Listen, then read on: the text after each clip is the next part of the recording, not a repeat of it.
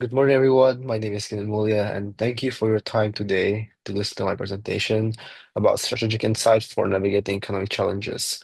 In this presentation, I will walk you through four crucial economic issues that will affect the strategic decision direction of our organization and the strategies over the coming years. These insights will be drawn from both recent research and economic theory that are designed to support our organization forward thinking and decision making. In today's agenda, we will be talking about four key areas: the macroeconomy and business cycle, tariffs and trade wars, insight from business behavioral economies, and the rise of AI and labor market inequality. So let's begin with macroeconomic indicators.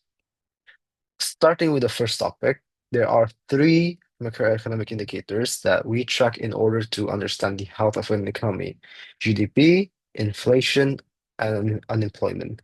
GDP, or gross domestic product, measures the total value of goods and services produced. Rising GDP indicates economic growth, whereas a fall suggests contraction. Inflation reflects the rate at which prices rise.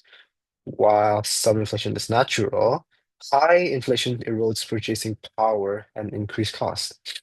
Unemployment shows how many people are out of work and is seeking employment. A high employment rate signals underused economic capacity. Together, these three indicators map the business cycle, which moves through peak, recession, depression, recovery through an expansion. It is vital for us as an organization to be alert to this cycle in order to anticipate shifts in demand and policy. Business cycle relevance. Why does it matter? Why is it relevant to us? Well, as an example, during downturns, organizations tend to reduce costs and may seek external consultants like us for conflict resolution, restructuring, and productivity training. On the other hand, during economic booms, demand may shift to services that support cultural growth, employee development, and strategic workforce planning. Understanding these trends will help us as an organization align our services with what the market needs at a given time, which is a critical advantage. So, moving to the second topic, tariffs and trade wars. So, what are tariffs? Tariffs are taxes or duties imposed by by a government on imported goods. We will be talking about the tariffs, specifically about the tariffs that was introduced during the President Trump administration. Tariffs, which was imposed by the U.S., reduced the by the U.S. reduced the demand for Australian exports, especially in the key sectors of agriculture, meat, metals, and manufacturing. This lead to a leftward shift in the aggregate demand, causing a drop on the GDP and slowing inflation. Basically, in a nutshell, less demand for our goods means less national income and economic momentum. Furthermore, the uncertainty created by ongoing trade tensions impact business confidence. Companies become more hesitant to invest, more headed to a higher, further dulling the economic activity. For our organization, the macroeconomic pressure translates into micro level changes. During slowdowns, our client may require additional support services, which range from conflict mediation to workforce planning.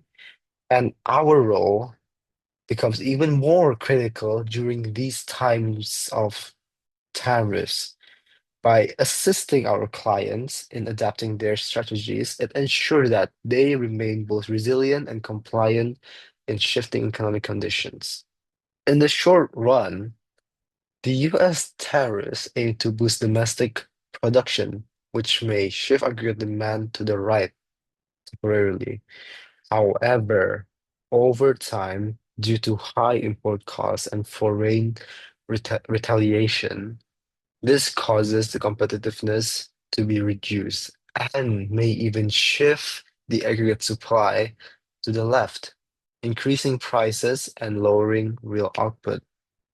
So while the US imply tariffs in order to protect jobs in the short run, It bears significant risks for the long run, such as global backlash and inefficiencies. So, trade wars and businesses.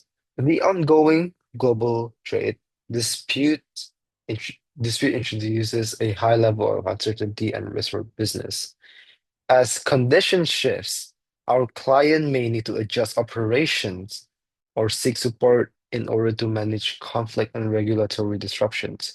At our organization, we provide guidance in regulatory compliance and help organizations navigate structural changes, ensuring they stay both competitive and compliant during these times. So there are three behavior economic in action: present bias, default effect, social norm. These are okay. I'm gonna give a very human issue. Why do people choose to eat unhealthy food even though they know it's bad? Well, traditional economic issues people act rationally, but in this case, behavioral economic shows that's not always true. People are influenced by these uh these things like present bias, default effects, and social norms. Present bias prioritize immediate pleasure over long-term health. Like, why do people choose unhealthy food even though they know it's bad? Default effect sticks to what people assume is the easiest, and social norm is following what peers do.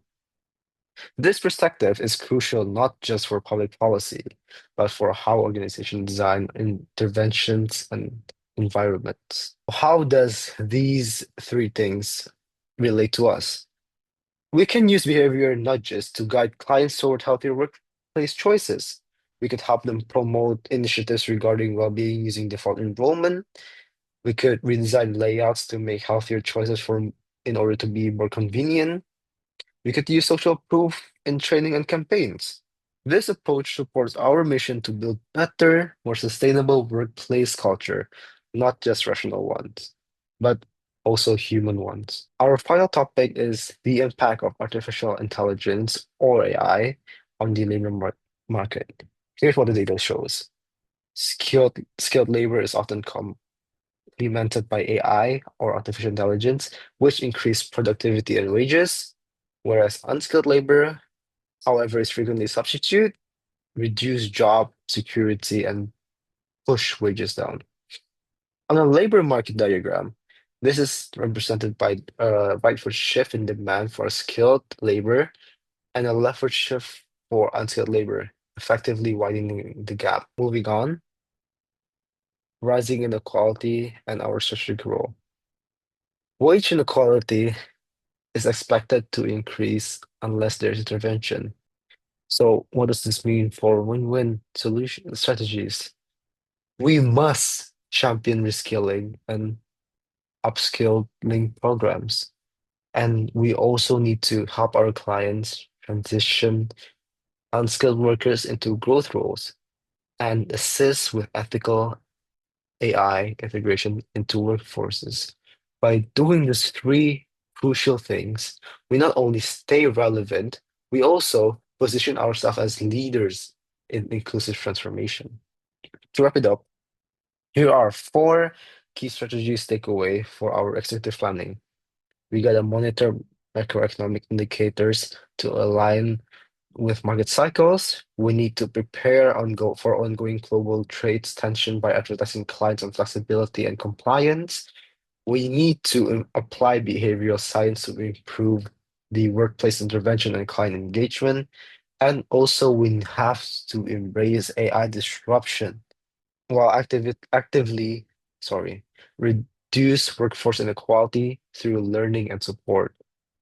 At our organization, we are not just reacting to the environment, we are also helping shape the way businesses thrive within these environments.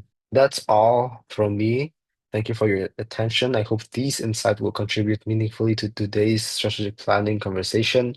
And I look forward to any questions or thoughts you'd like to share.